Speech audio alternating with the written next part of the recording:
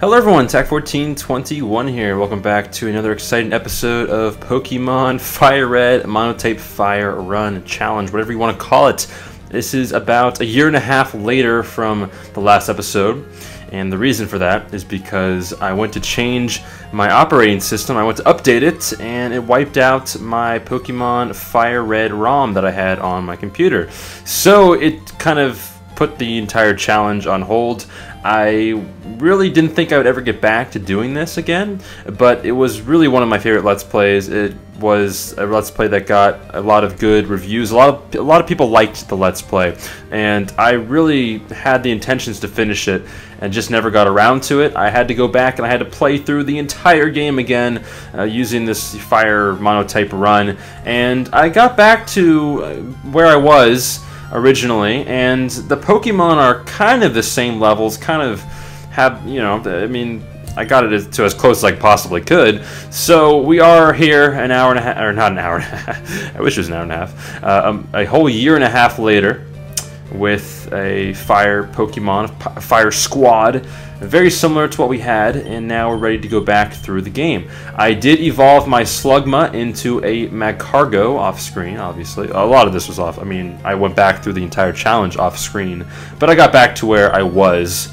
from the previous episode. In the previous episode, we took on some Team Rocket grunts, and I believe it was three island, and now we're on 6th island. I do want to go through my team a little bit because the move sets might be a little bit different than what I had previously, just because I went through the whole game again. So we have Fly, Sunny Day, Steel Wing, and Flamethrower on Moltres, level 54. We have a level 53 Flareon, Shadow Ball, Flamethrower, Dig, Quick Attack, a level 53 Rapidash with Fire Blast, Return, Bounce, and Solar Beam.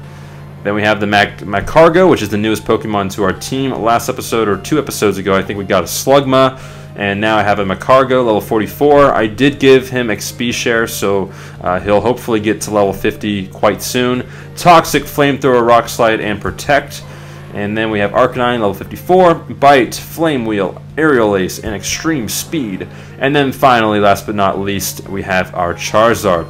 53, it's the hardest level. He is Dragon Claw, Brick Break, Flamethrower, and Earthquake.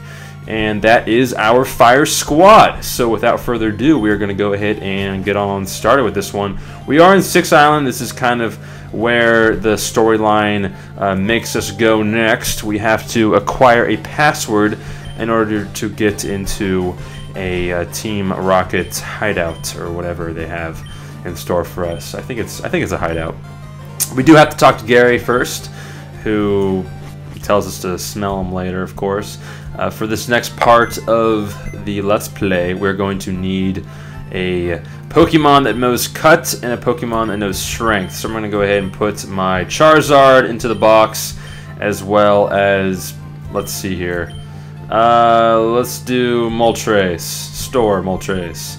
And then I need to get a Pokemon that knows Cut and a Pokemon that knows Strength. And when I was going through the Let's Play the first time on camera, I had a Lapras. It was kind of my HM slave. It had Surf, Waterfall, Strength, and Rock Smash. Now I actually have a Gyarados that has all these cool moves, all 4 of the same moves. We are going to kind of go through this, and I'm not going to try to battle every single person. I thought that person might give me an item or something, but they do not. They are going to try to battle me. Luckily, I do have Flareon, who has the Dig, and we are going to take this trainer out with ease. Now, I am playing with the new ROM now, and this new ROM that I have, you can't speed it up. And I've tried different things. I've tried different controls, and I've tried to go through the settings and stuff like that. I'd like to think that I'm pretty, you know, computer savvy, being a computer science major and all. I could feel like I can figure these things out for myself. Not saying that it's very hard to figure out how to change the controls for a Pokemon ROM, but I went through a lot of different settings in my computer and could not find it. So you're just gonna have to sit through and watch me battle these Pokemon in real speed, real-time speed. And I think I might switch Pokemon and to get some other Pokemon some XP here, as Flareon grows to level 54. and you can see the sidebar, all that stuff going on. What I did want to ask as the question of the day for this particular episode is, I think I'm actually going to stay in Flareon, is what after storyline, once you beat the Elite Four, a lot of these games have an after story. What game has your favorite after story? Out of all the games out there, which one's your favorite? And I recently went through and I played Pokemon White 2, and I really enjoyed the after story of that. Now, there's one part of that after story, you can go through this giant tree house. I like how he self-destructs on me, and I'm underground. I don't know why he did that. Silly Electrode. And it's really cool because there's this one treehouse you go into, there's 10 stories, it's a giant maze thing, and if you manage to defeat the entire treehouse, go through all 10 levels, and defeat this one grandson guy, I forget his name, then you can actually get a shiny Dratini. And Dratini is awesome because obviously it evolves into Dragonite eventually. So now I have a shiny Dragonite, but unfortunately they just did a special event from GameStop that you can get a Dragonite that has all these EVs, and I don't think it was EV train. I EV trained it myself, but you can essentially get extreme speed and multi-scale, which is kind of the go-to abilities and moves for him to have that the shiny one that I got doesn't have. So I'm using the event one now, and I'm not really using the one that I got from White 2. So it's a little sad there, but nonetheless I do have a shiny Dragonite, which is really, really awesome.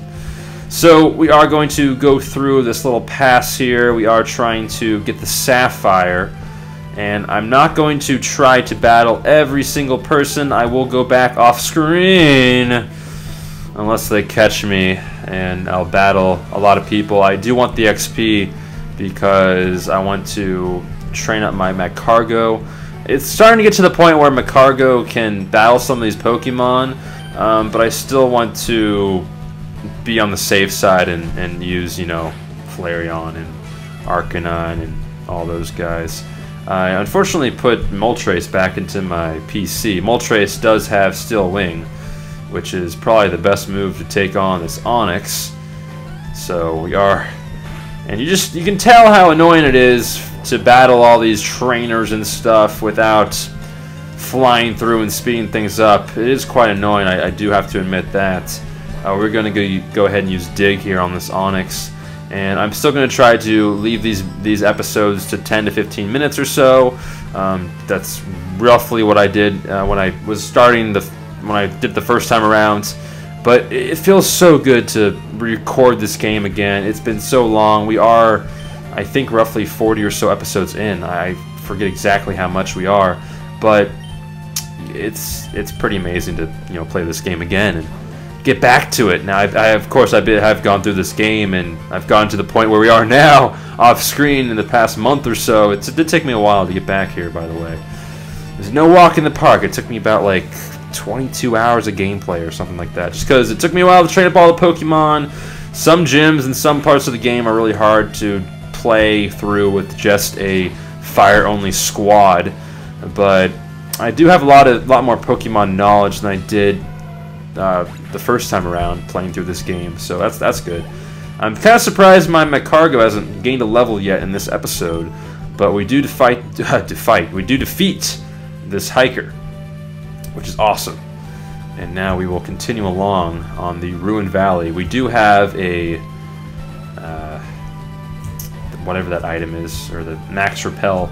We are going to get this Pokemon ball here in the corner, this item. I don't know what it is, but we have a little puzzle here in store for us. And not too tough. We do find a Sunstone. Now, I don't like Sunstones personally because Sunstones evolve Glooms into Blossoms, and I like Vileplume. Vileplume is my favorite Pokemon. And recently I acquired a Vileplume keychain from the old Burger King toys. I don't know if any of you were alive back then. I think it was like in 2000 or so, maybe early 2000. They had these Burger King toys, mostly Gen 1 toys. And one of the toys you can get were keychains, and one of the keychains was a Vileplume keychain. And I went on eBay about maybe 3 or 4 months ago and got myself a Vileplume keychain, and it's awesome. I'm so happy. Sudowoodo, level 50. This is a really cool Pokemon. Now, one would think that it's weak to fire, but when we use a fire-type move, because it's a tree, it's like, no, it's not really that effective against the fire-type moves, which I always found slightly strange. And I recently talked about that. Wow, that's a crit hit. That's awesome. Thanks, Sudowoodo, for critting us. But I talked about this recently in one of my episodes for a different series, which is Pokemon Tower Defense 2. I ran across a Sudowoodo, and I was really surprised because Sudowoodo is actually weak to water and such, because it's it's not weak to flying either. I have to remind myself of that as well. Is this Sudowoodo just going to go through my team like crazy? I don't know. What should we use on this? Bite? I guess Bite's the best move that we can use on this thing. But yeah, Sudowoodo is weak to water. I always got mixed up as that because when I was a kid, because it's a tree, and in the games you run into it, you fake use cut on it or whatever, and then it's like, hey, I'm a tree, I'm not a tree, what are you doing? But it's just weird. I don't know where I was going with that, but Sudowoodo, strange Pokemon, but I love him. Sudowoodo's amazing. I like Sudowoodo a lot. We are going to use a revive here because I want to revive my Flareon. I mean, who wouldn't want to revive Flareon, right? Flareon's an awesome Pokemon. Alrighty, so we're going to continue downward here. It feels good to also have all 6 Pokemon on my team. We are going to try to get around this person. Wow. I will battle them off screen. And now where are we going? Just over here. Oh, did I? Oh, okay, we're going the right way. I'm good, I'm good. We might run into one of these guys. I'm going to try to run right by him once he turns around. Oh my gosh. He did that double take. Double take shotgun. He's like an archaeologist. Archaeologist. I don't know why that's so hard to say. He has a Golem. Level 50 Golem. Some of these Pokemon, they have some tough Pokemon to face against. We're going to dig here just to get some leftovers. I do believe that's probably the best move to use on this Golem. We really should have left our Moltres in our party, because Moltres does really well against some of these Pokemon. But dig is also super effective. 2 digs is going to take this thing out as long as we don't die from rollout, because that is going to be super effective against us. We do live because Flareon is a beast. And I do want to also showcase this Magcargo eventually, because it has a pretty cool sprite, and obviously you haven't seen Magcargo in this Let's Play yet on camera, so it'd be kind of cool to showcase that. I don't think we'll probably see him on screen for at least until he gets, around level 48 or 50 or so, when he can take on some of these Pokemon. And there we go. He does grow to level 45, which is awesome. And I did build him with Toxic and Protect. I felt like there wasn't any really Pokemon that was a kind of a stall Pokemon on my team. He does have Rock Slide too, which is awesome, because none of the Pokemon on my team have a Rock-type move. So here we are. We finally managed to get to this little temple thing. It shows it in Braille. What you have to do, and I looked off screen. I looked through some walkthroughs and stuff, and what you gotta do is you gotta go to your Pokemon and you gotta cut at this door. You gotta cut, and then you go through this door. So good job, Vileplume, getting some action here. This is a mono-type fire run, but obviously I can use some HM slaves to my disposal. There are no wild Pokemon in this cave, which is kind of cool. This is like the dotted hole, and what you gotta do is you go up, left, right, down is the secret path pattern of, I don't know what happens if you don't do that pattern, but that's just what I know and what I learned off screen in the walkthrough that I was watching. So yeah, here is the Sapphire, and we find it, but for whatever reason we don't take it. This guy comes out of nowhere like Superman, and he was tailing me, he was following me, stalking me, and he takes the Sapphire from us. And he does tell us the secret password of the warehouse, and it's yes nah CHANSEY. So that is the second password.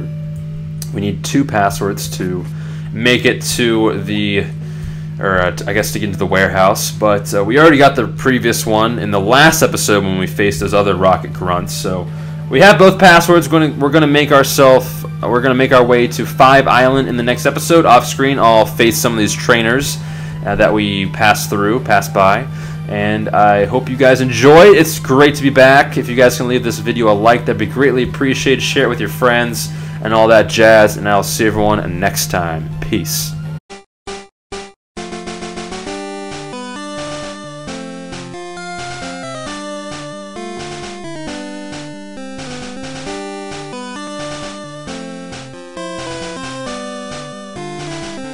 It's Dratini.